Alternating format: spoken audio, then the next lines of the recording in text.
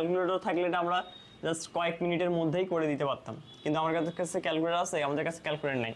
তাহলে আমাদেরকে এখন একটু কাজ এখানে করতে হবে। দেখেন ব্যাখ্যা, যদি এরকম টাইপের অঙ্ক পান তখন আপনাদের একটু ঠান্ডা মাথায় কাজ করতে হবে। দেখেন কি আছে 125/27, তার উপরে ইনভার্স আছে না। দেখেন ভাই ইনভার্স মানে তো বোঝেন যে উল্টাইতে হবে, মানে কি দেখেন 1 ভাগ হচ্ছে কি 125/27 এবং এই যে পাওয়ার যেটা আছে সেটা এখন পজিটিভ হয়ে যাবে, বুঝছেন কথা? এইগুলো অনেকে আবারও একটু দেখাই দিই। দেখো মনে করো যে এইরকম আছে, তাই না? তাহলে এটা কি হয়, এই যে 1 হয় 5 হয় আর এই পাওয়ারটা কি হয়ে যায়, পজিটিভ হয়ে যায় না? ঠিক তেমন কাজ হচ্ছে, এই যে 1 হয়েছে যে সংখ্যা সেই সংখ্যা এই পাওয়ারটা হয়ে গেছে পজিটিভ। এখন আমরা কি করব, এখন আমরা হচ্ছে যদি এখানে একটা কাজ করি, কি কাজ, যে এই পাওয়ারটাকে তুমি এর নিচেও দিতে পারো এর নিচেও দিতে পারো, তাহলে তোমাদের জন্য একটু বুঝতে সুবিধা হবে আর কি। তোমাদেরকে বোঝানোর জন্য একটু এইদিকে কাজ করি। দেখো এইদিকে তো দেখা যাচ্ছে অনেক বড় জায়গা আছে, তো দেখো আমি একটা কাজ করতেছি কি যে 1 যা আছে তাই থাকলো উপরে, তোমাদেরকে বোঝানোর সুবিধার্থে আমি পাওয়ারটাকে এর নিচেও দিলাম, আবার এই 27-এর নিচেও দিলাম। আশা করি এখানে কারো কোনো আপত্তি নাই। তাহলে এখন কথা হচ্ছে আমি এই ভাগটাকে রাখতে যাচ্ছি না, তাহলে এই ভাগটাকে কী করবো, এই যে গুণে রূপান্তর করবো।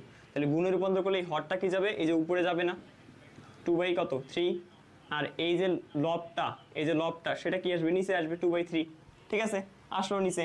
তাহলে এখন আমরা কি করতে পারি, এখন আমরা অতএব লিখতে পারি কি, কোন জায়গায় লিখবো রে, জায়গা কোথায়, এইদিকে লিখেছি। হ্যাঁ, অতএব আমরা লিখতে পারি কি যে একের তো কোনো দাম নাই ভাই, একের দাম আছে 27, 127 কত। আচ্ছা আমরা উপরেরটা একটু মিশাই দিই, উপরের এই লাইনটা একটু মিশাই দিই। দেখো তাহলে অতএব আমরা লিখতে পারি কত, 27 2/3, 125 2/3। এখন দেখো তো এখানে একটু কাজ করা যায় না, 3-এর ওপর 3 মানে কত রে,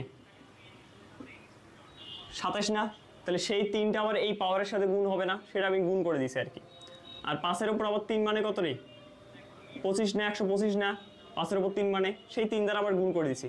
তাহলে এখন দেখো তো এই 3 আর 3 কাটা না, এগুলো কাটা যাচ্ছে না, তাহলে কাটাকাটি গেলে থাকবে কি, এখানে শুধু থাকলো কি, এখানে স্কোয়ার থাকলো না, আর এখানে কাটাকাটি করলে কি থাকলো, স্কোয়ার কি, তাই তো? তাহলে 3 3 9, 5 5 25 করে, এ 9/25 করে গ নম্বর হচ্ছে উত্তর। কেউ কি আগে ভাগে উত্তর দিছে নাকি? আগে ভাগে উত্তর দিলে আমি 100% শিওর তোরা ক্যালকুলেটর থেকে করতেছিস।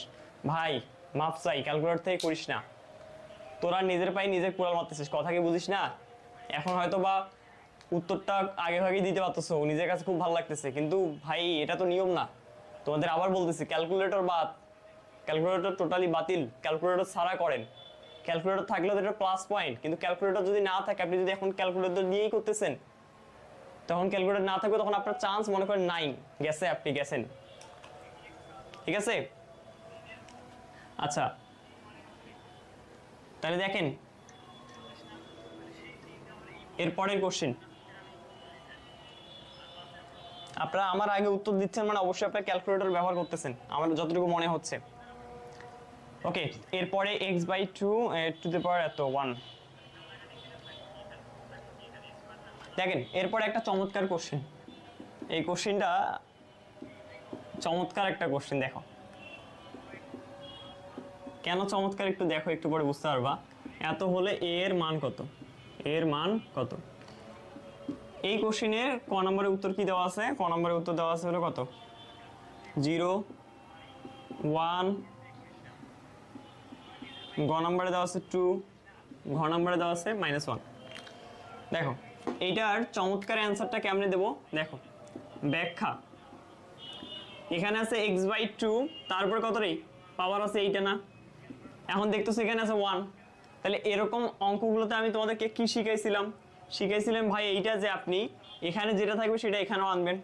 তাহলে ওইটাই করবো আমি। দেখো এখানে কি আছে, x/2 আছে না, আমি এখানেও x/2 নিয়ে আসবো। দেখো x/2 নিয়ে আসবো, কিন্তু এখন কথা হচ্ছে ভাই এখানে যে 1 ছিল, দেখো তো আমরা কি এটা লিখতে পারি কিনা।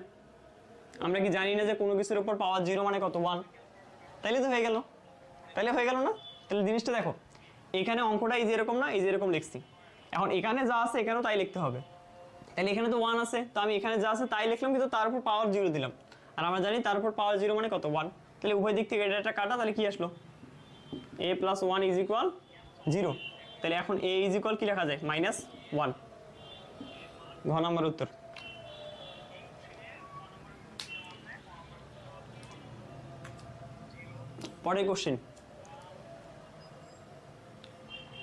পরের কোশ্চেনে যাই আমরা।